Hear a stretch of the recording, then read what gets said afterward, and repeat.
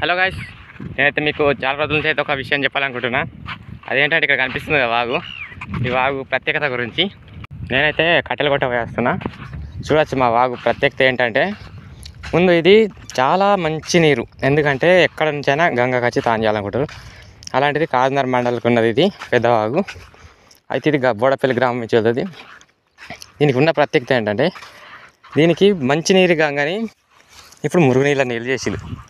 అది ఎట్లా అంటే, ఇప్పుడు కాకినాడ ఉంది కదా మన పేపర్ కంపెనీ, దాని ద్వారా అయితే ఇది మంచినీటి గంగ పోయి మురుగునీళ్ళ గంగ అయింది.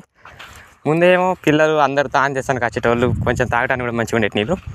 ఇప్పుడు ఏమైందంటే ఉన్నాయన్నీ మురుగునీళ్ళనే. చూపిస్తాను మీకు ఎట్లా ఉంటుంది అంటే, ఇలా ఉసుక కంటే ఎక్కువ బురద ఎక్కువ ఉంటుంది. చూడ ఏం కనిపిస్తలేదా? ఇదిగో చూస్తున్నా కదా, ఇదంతా బురద. ఇట్లా చాలా మొత్తం ఈ వాగు మొత్తం ఉన్నది స్ప్రెడ్ అయ్యి. ఇది ఎక్కడి నుంచి కలుస్తుంది అంటే, జనార్పూర్ కాడ చూడండి నీళ్ళకు. జనార్పూర్ అనేది మాకు ఒక 4 కిలోమీటర్ దూరం ఉంటుంది. అక్కడ చూడొచ్చు తేడా. మరి ఇక్కడ మా బోడపల్లి కాడ చూడొచ్చు తేడా ఎట్లుంటాయి నీళ్ళు. అక్కడేమో వైట్ ఉంటాయి, ఇక్కడేమో మొత్తం బ్లాక్, మళ్ళీ బురద నీళ్ళు, అంత మురుగు వాసన. ఆ పేపర్ కంపెనీ వల్ల మొత్తం అయితే ఈ పెద్ద వాగు అనేది కలుషితం అయిపోయింది. దీని ద్వారా అయితే ఆ కంపెనీ నీళ్ళు అనేవి వేస్ట్ అయినవి ఉంటాయి కదా, అవి విడిసపెడతారు. అవి ఈ నీళ్ళని కలుస్తాయి. అది కలిసినప్పుడు అయితే మొత్తం ఇలా చేపలు గీపలు అన్నీ చచ్చిపోతాయి. అట్లనే ఈ జీవరాశులకు కూడా, నీళ్ళు తాగేటికి కూడా అనారోగ్య పాలైపోతున్నాయి ఆ పేపర్ కంపెనీ వల్ల. చూపిస్తాం మీకు ఇక్కడ ఇప్పటి ఏమైనా చనిపోయి ఉన్నాయో మీకు. ఇంకా మీకు వీడియో కూడా చూపిస్తా. చేపలు వెళ్ళేటప్పుడు ఎట్లా అంటే, ఈ నీళ్ళు అనేది వదులుతారు. ఆ రోజు మాత్రం మామూలుగా చనిపోయి వాగన్నీ చేపలే ఉంటాయి, కేవ్ చేసుకుంటే ఒడ్డెక్కి చచ్చిపోతాయి.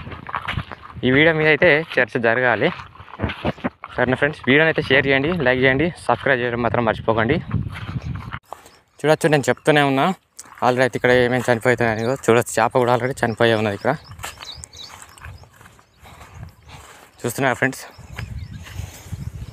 ఇగో ఇలాంటి చేపలు ఇలా ఎన్నో చచ్చిపోతాయి. ఇలా కొంచెం తక్కువ ఉన్నాయి, అందుకనే ఇది ఒకటైతే దొరికింది. చూస్తున్నారు కదా చేపని. ఇలాంటి చాలా చేపలు అయితే చనిపోతాయి.